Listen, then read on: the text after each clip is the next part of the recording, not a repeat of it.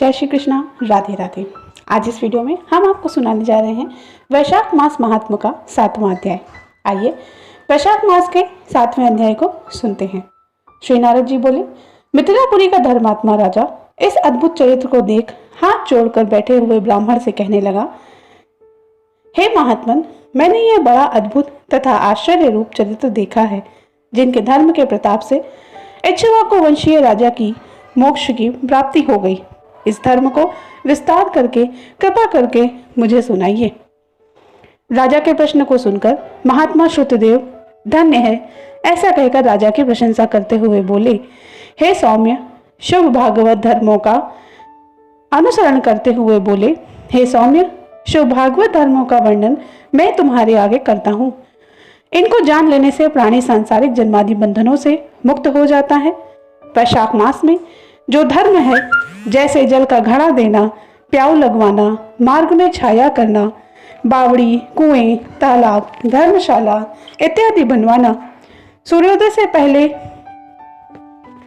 प्रतिदिन स्नान करना, मधुसूदन भगवान की सुगंधित कोमल पुष्पों से पूजन करना, कथा सुनना, मार्ग से थके हुए लोगों को हवा करना, उन्हें जल पिलाना, श्रम को दूर करने वाला गोरस, गुड़ का शरबत पिलाना, जूते, खड़ाऊ, छतरी, पंखा, तिल, शहद, ईख, कपूर, कस्तूरी, चंदन आदि ऐसी सुगंधित वस्तुएं, शैया, खाट, फल, दही, नैवेद्य इत्यादि इन वस्तुओं का दान करना, गांवों को घास डालना, अन्नदान इत्यादि करना, शरीर पर तेल आदि मर्दन ना करना, पत्ते पर भोजन करना, यह सब धर्म वैशाख मास में उत्तम माना गया है।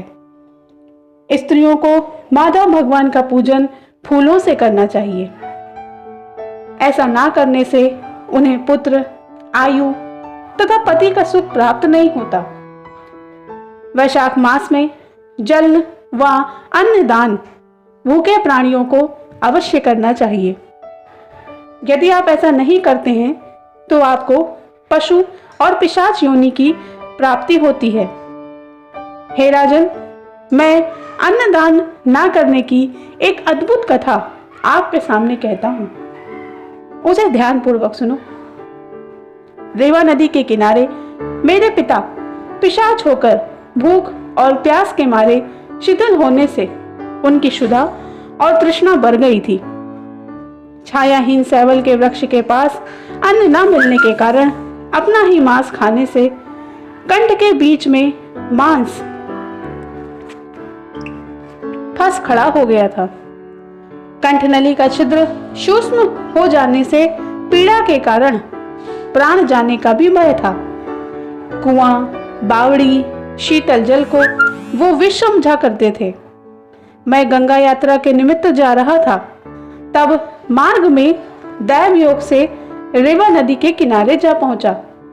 वहां यह अद्भुत दृश्य देखा कि शाल्मली के वृक्ष की जड़ में एक पिशाच भूख प्यास से चिल्लाता हुआ स्वयं अपना ही मांस खा रहा है। वह मुझे मारने के लिए मेरी तरफ दौड़ा, परंतु मेरे तेज के मारे वह निहित हो गया। मेरे हृदय में उसके लिए दया उत्पन्न हुई। तब मैंने उससे कहा, तुम डरो मत, मुझे ये बताओ कि तुम हो कौन, और तुम्हें इस कष्ट से मैं इसी समय मुक्त कर दूंगा।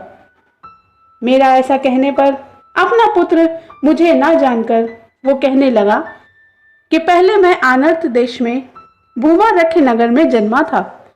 मेरा नाम मैत्र था और संस्कृति गोत्र में मैं उत्पन्न हुआ था।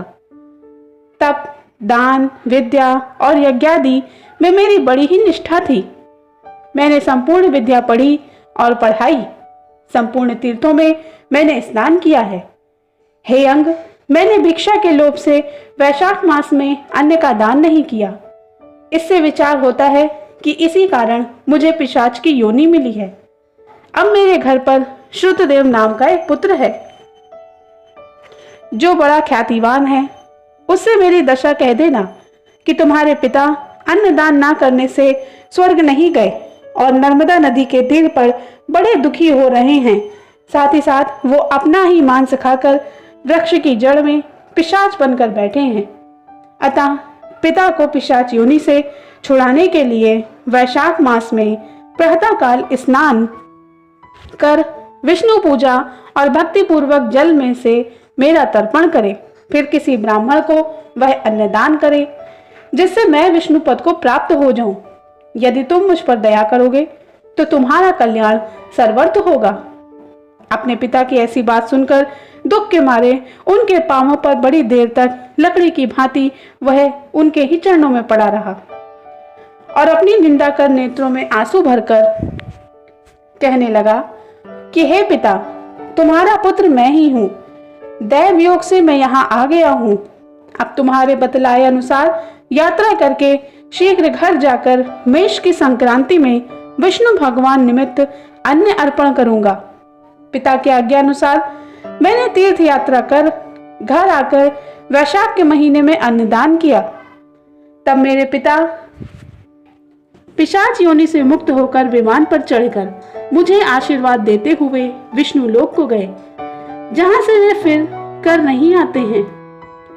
इसलिए अन्नदान सभी शास्त्रों में बड़ा धर्म माना गया है। सभी धर्मों का हे राजन, यह सभी धर्मों का सारभूत है जो मैंने आपसे कहा है। अब और किस बात को सुनने की आपकी इच्छा है वो मुझसे पूछो, मैं आपसे सर्वथा सत्य ही कहूंगा। इति श्री वैशाख मास महात्म्य 7वां अध्याय समाप्त। मित्रों, यह थी वैशाख मास महात्म्य की 7वें अध्याय की कथा। आशा करते हैं कि आपको ये कथा अच्छी लगी होगी। हमारे चैनल पर बने रहिएगा। वैशाख मास से महात्म से जुड़ी हुई प्रतिदिन की कथा आपको हमारे चैनल पर इसी प्रकार मिलती रहेगी। साथ ही साथ आने वाले हर त्योहार की सारी जानकारियां आपको हमारे चैनल पर उपलब्ध कराई जाएंगी। जय श्री कृष्णा।